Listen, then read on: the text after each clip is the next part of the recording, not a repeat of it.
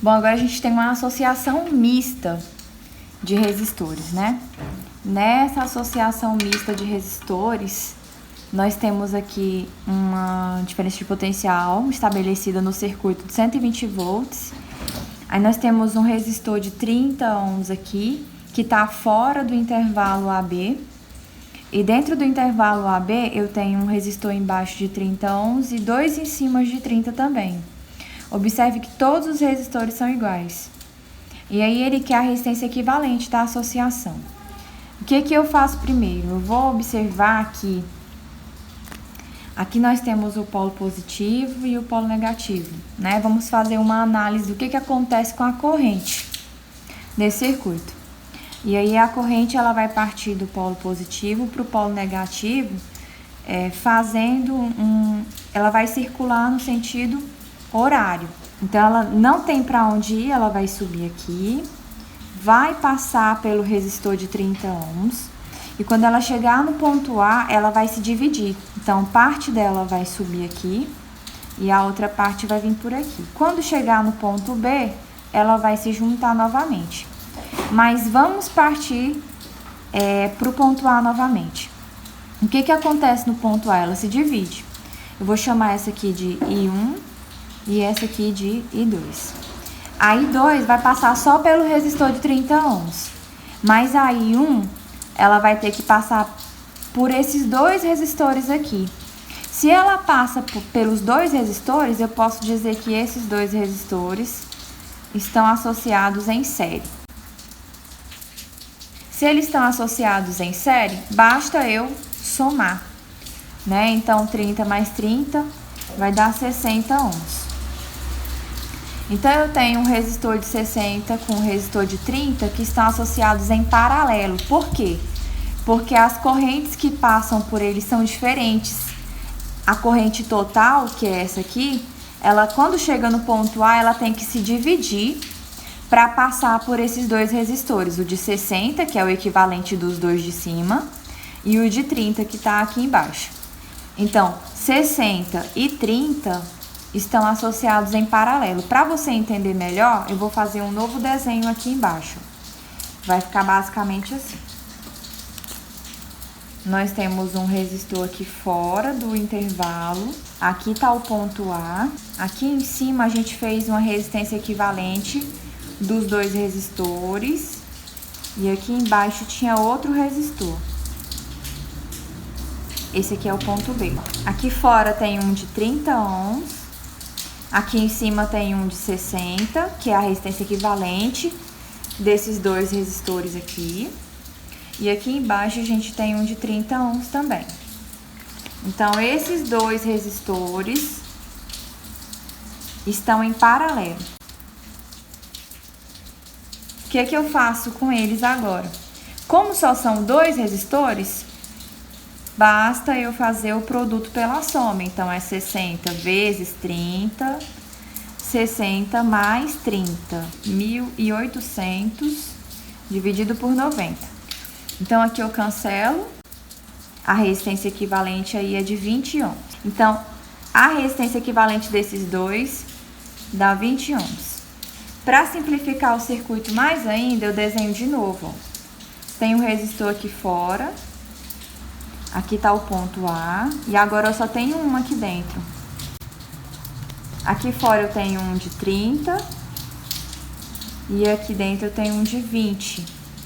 Aqui vem a corrente total. E ela não tem por onde passar mais, então ela vai passar por aqui também, né? Se ela passa pelos dois resistores, esses dois resistores estão em série. Então, basta eu somar para achar a resistência equivalente. A resistência equivalente, portanto, vai ser 30 mais 20, que dá 50 ohms. Na letra B, ele pergunta a intensidade de corrente elétrica que atravessa a associação. Então, a gente já sabe que a corrente parte do positivo para o negativo no sentido anti-horário. E sabemos também que a resistência equivalente do circuito é de 50 ohms, foi encontrado na letra A. Para achar a corrente, eu vou aplicar a lei de Ohm. Tensão é igual a resistência vezes a corrente. Só que aqui a gente está procurando a corrente total. Por isso eu preciso da tensão total e da resistência equivalente do circuito. Aí eu vou isolar esse termo. Para isolar ele, eu pego esse e passo dividindo. Então, vai ficar corrente total é igual a tensão sobre a resistência equivalente. A corrente total vai ser 120 dividido por 50, que dá 2,4 amperes. Na letra C, ele quer saber qual é a diferença de potencial entre os pontos A e B. Nós sabemos que os pontos A e B estão aqui e aqui. Portanto, esse resistor está fora dos pontos. A tensão elétrica desse ponto que está fora aqui até o ponto B é de 120 volts. Mas a tensão nos pontos A e B não é de 120 volts. E é isso que eu quero descobrir. Qual é a tensão aí entre esses pontos A e B? E para descobrir a tensão elétrica, eu tenho que saber qual é a corrente, né? E a gente descobriu a corrente elétrica lá na letra B, que dá 2,4 amperes. Então, é a mesma corrente que vai passar aqui por essa resistência equivalente, né?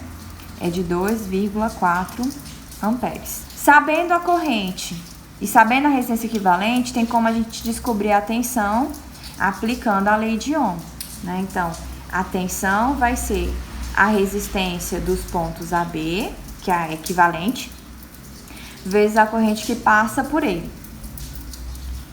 Vai ficar, então, 20 vezes 2,4. A tensão é de 48 volts.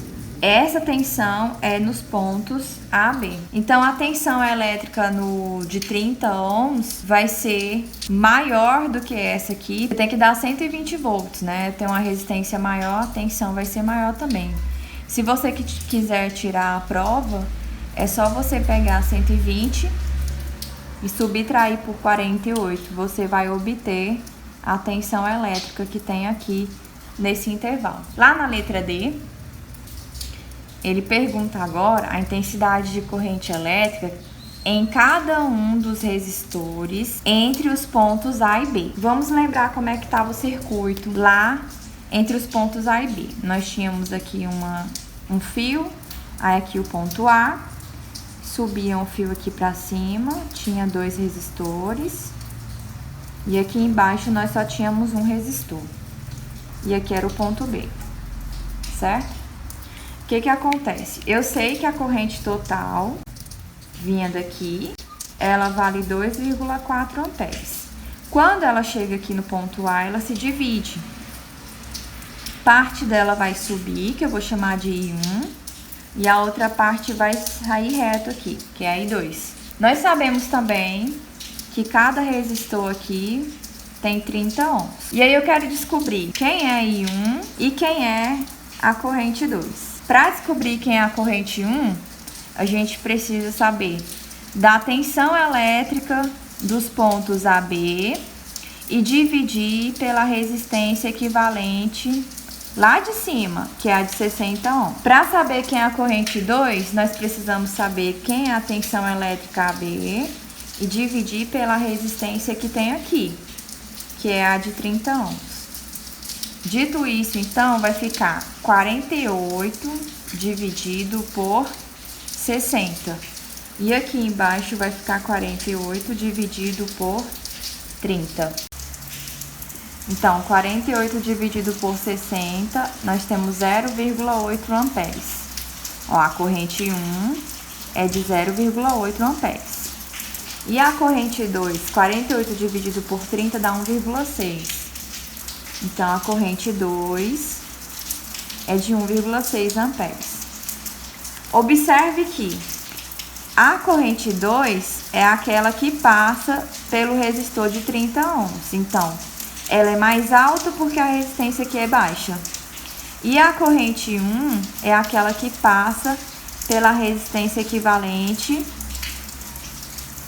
de 60 ohms. Portanto, essa resistência aqui é maior e a corrente aqui é menor.